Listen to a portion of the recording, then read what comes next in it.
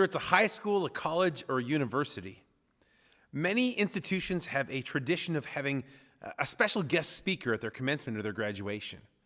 Now, these guest speakers can come from all walks of life. They can be famous people, people with particular accomplishments in some specific notable field to the institution. Sometimes it's just somebody who means something. I personally have spoken for Father Gerard Redmond in Hinton twice at their graduations. Now, I'm not sure that any commencement speech has ever drawn quite the attention that the 2019 commencement speech that was given at Morehouse College in Atlanta, Georgia did. They had invited a local billionaire philanthropist to come and speak to the graduates, 396 of them. And he concluded his commencement speech by announcing that he intended to pay off in its entirety $34 million of student loans that was owed by all 396 of these graduates. It was a stunning moment for the graduates. It was a stunning moment for their families. A burden that they wouldn't have to carry with them as they went into the workforce, as they went into their post-graduation life.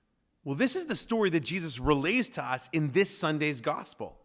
It's a servant who is forgiven some significant debt by his master, and he immediately turns to one of his fellow servants and demands what's owed him.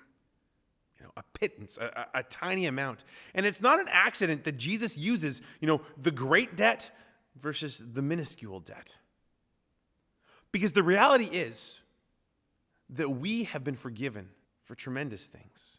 And so in response to Peter's question, how often should I forgive? Jesus' response is always. Now, one side note in this.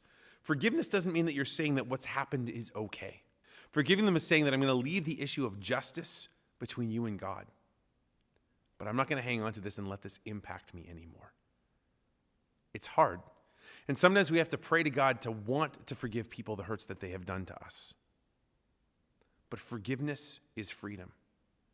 Freedom not only for the person that we forgive, but freedom for us who don't hang on to that burden of unforgiveness anymore.